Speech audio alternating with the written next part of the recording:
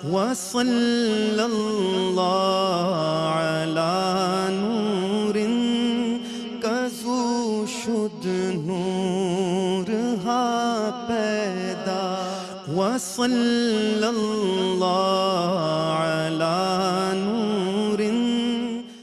جناب امجد علی جعفری صاحب سے گزارش ہے، وقت بڑا کم ہے اور مقابلہ بھی میں نے پہلے بھی کہا تھا بڑا سخت ہے۔ رب اشرح لی صدری ویسر لی امری واحلل عقدۃ من لسانی یفقہوا قولی۔ ظاہرہ تو سیرت النبی کی روشنی میں کوئی بھی مسلمان ایسا نہ ہوگا جو یہ چاہے کہ میں اس کے مطابق اپنی زندگی نہ گزاروں، لیکن باشعور مسلمان۔ دوسری بات یہ ہے کہ تمام اسلامی ریاستیں کی زیادہ تر بنیاد جو ہے عمومی طور پہ اور پاکستان کی بنیاد خصوصی طور پہ نعرہ لا الہ الا اللہ پر رکھی گئی، لیکن پاکستان میں حکومت چلانے والوں کے قوانین ابھی تک فرنگی ہیں۔ پاکستان بھی اسلامی جمہوریہ تو کہلاتا ہے، اس لیے ہماری اسمبلیوں اور سینٹ کے اراکین کو چاہیے کہ وہ صحیح معنوں میں قرآن شریف اور شریعت کی روشنی میں پاکستان کے دستور اور قوانین کو اثر نو پہ بنائیں، کیونکہ یہ تو مکمل ضابطۂ حیات ہے جو ازل سے ابد تک کی رہنمائی کرتا ہے۔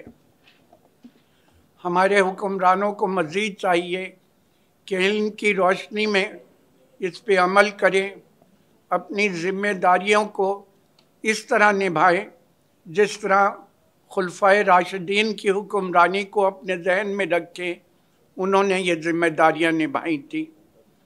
ہمارے حکمرانوں کو، ہم سب کو اور حکمرانوں کو خاص طور پہ ہر وقت یہ سوچنا چاہیے کہ اللہ دیکھ رہا ہے، فرشتے لکھ رہے ہیں، روز حساب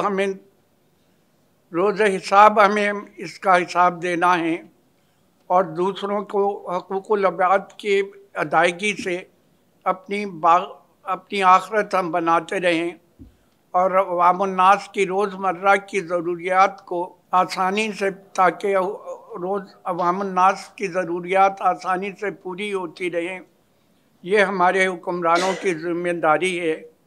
اور ایسا نہ ہو پائے گا تو یہ جہنم کا ایندھن بنتے چلے جائیں گے۔ 26 مئی 1946 کا دن مجھے ہر وقت جب ایسی مجلسیں ہوتی ہیں تو یاد آتا ہے۔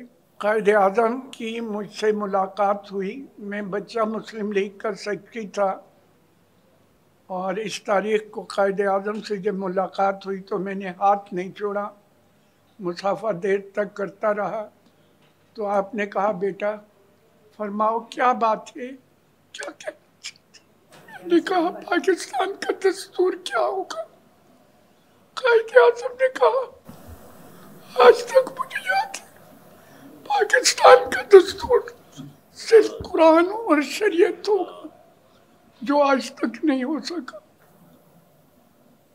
ڈاکٹر صاحب جو ہیں وہ تھوڑا جذباتی ہو گئے ہیں، ٹھیک ہے ہونا بھی چاہیے، وقت ہی ایسا ہے۔ قائد اعظم کے پاکستان کا جو ہم نے حلیہ بنایا ہے تو اس پہ خالی آدمی رو ہی سکتا اور کچھ نہیں کر سکتا۔ تو آپ نے کہا کہ جو قوانین جو فرنگی نے بنائے ہیں آج تک جاری ہیں، زیادہ تر وہ ہم نے بدل دیے ہیں۔ ہاں بدل دیے ہیں، اور بدل دیے ہیں، they are now suiting to our conveniences, بس یہ ہے سر، یہ ہے وہ مطلب ایک جو 25 کروڑ عوام کے لیے ہیں اس کے لیے نہیں ہے۔ ہم لوگ امینڈ کرتے ہیں کانسٹیٹیوشن بھی تو وہ بھی to tailor made to suit certain individuals, تو یہ سلسلہ جاری ہے۔ تو فرنگی کے قوانین ایسے نہیں تھے، وہ سب کے لیے ہوتے تھے، بھنگی سے لے کے اوپر تک وہ اپنے اوپر بھی فالو کرتے تھے، یہ فرق تھا صرف۔